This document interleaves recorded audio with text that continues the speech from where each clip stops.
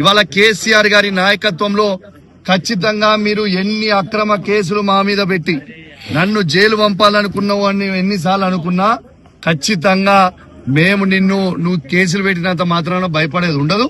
ఇంకా రెట్టింపు, ఇంకా కౌశిక్ రెడ్డి నువ్వు ఎన్ని కేసులు పెడితే కౌశిక్ రెడ్డి మీద అంత AK-47 అయితే గుర్తుపెట్టుకో మిస్టర్ రేవంత్ రెడ్డి.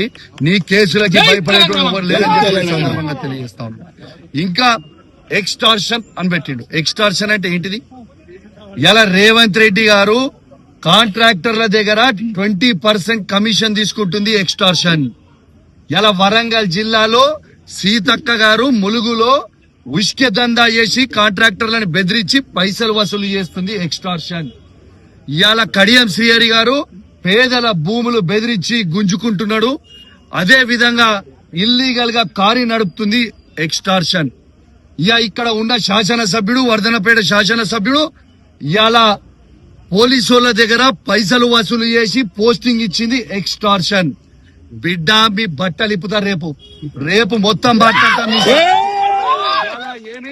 ఇలా శాంపుల్ చూపించిన రేపు ఎవిడెన్స్ తో సహా ఏ విధంగా మీరు వసూలు చేస్తుర్రో, ఏ విధంగా మీరు అన్యాయంగా తెలంగాణ గవర్నమెంట్ కి నష్టం చేస్తున్నారో ఖచ్చితంగా రేపు హైదరాబాద్ నడిబొడ్డున మా పెద్దలతోని డిస్కస్ చేసి ఖచ్చితంగా దాన్ని బయట పెట్టబోతా ఉన్నాను. రేపు ఎవరు ఊహించుకోని విధంగా రేపు ప్రెస్ మీట్ ఉంటది.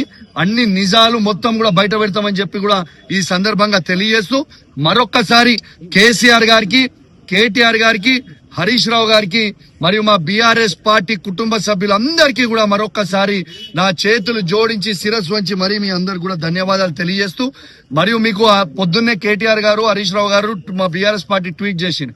న్యాయస్థానం మీద మాకు నమ్మకం ఉంది, ఖచ్చితంగా న్యాయస్థానం మీద నమ్మకం ఉంది అన్నది, న్యాయం గెలుస్తుంది అన్నారు. ఖచ్చితంగా న్యాయస్థానంకి కూడా ఉన్న వాళ్ళందరికీ కూడా నా ప్రత్యేకంగా ధన్యవాదాలు తెలియజేస్తున్నా. ఎందుకంటే న్యాయం వైపు మీ అందరు కూడా నిలబడ్డందుకు అని చెప్పి కూడా ఈ సందర్భంగా తెలియజేస్తూ మరియు సెలవు తీసుకుంటా ఉన్నాను. రేపు ఇంకా డీటెయిల్ గా కూడా రేపు పొద్దున కూడా మాట్లాడతా. ఎందుకంటే మీ అందరు కూడా పొద్దున్న నుంచి టైర్డ్ అయి ఉన్నారు, చాలా ఇబ్బందిగా ఉన్నారు. రేపు నేను హైదరాబాద్ లో తెలంగాణ భవన్ లో అద్భుతంగా ప్రెస్ మీట్ పెడతా. డీటెయిల్స్, చాలా డీటెయిల్స్, ఎన్ని స్కాములు ఈ వరంగల్ జిల్లాలో ఉన్న నాయకులు, మంత్రులు ఏమేమి స్కాములు చేస్తారో మొత్తం కూడా బయట పెడతా అని చెప్పి కూడా ఈ సందర్భంగా తెలియజేస్తూ సెలవు తీసుకుంటాను. జై తెలంగాణ.